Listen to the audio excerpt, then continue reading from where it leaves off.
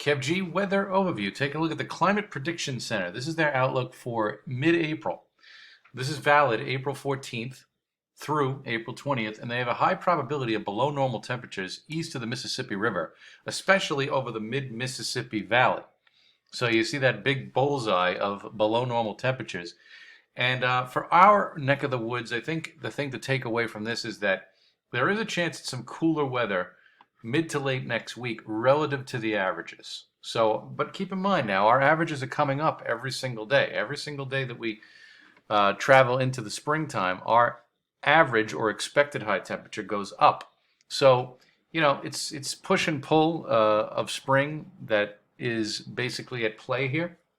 So we will look for a possibility that we are going to cool it down, especially east of the Mississippi River, for next week's weather. But this is just a general sketch of what to expect for mid-April. Now, when we go to the day-to-day, all is not looking too bad. We've had a very pleasant stretch of weather for the most part, and I think that that'll basically continue with little fanfare as we go in time.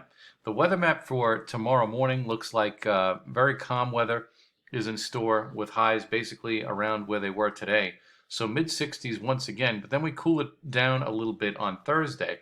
Now, if you go to the Met game on Thursday afternoon, lots of sunshine, temperatures hovering around the 60-degree mark for the big ballpark in Flushing, and they will get the game in with no problem for you Thursday into Thursday night, depending on how long that game lasts. Now, Friday, we will see some clouds, but I think rain holds off here, you know, probably until Saturday, and it's just going to be a random shower or two for the early part of the day. More steady or organized rain may arrive sometime late Sunday into Monday before that pulls through. And then it's kind of unsettled for next Monday into Tuesday, but not raining the whole time.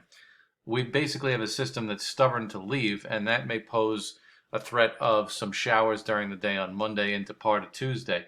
So it looks a little bit more unsettled next week. But when you take a look at the overall sketch from the Weather Prediction Center, this is their total precipitation through the next 7 days. About an inch will do it for much of the tri-state area, and a little bit less along the Jersey Shore. The concentration of rain, you know, throughout the lower 48 states over the next 7 days looks to be along the Gulf Coast.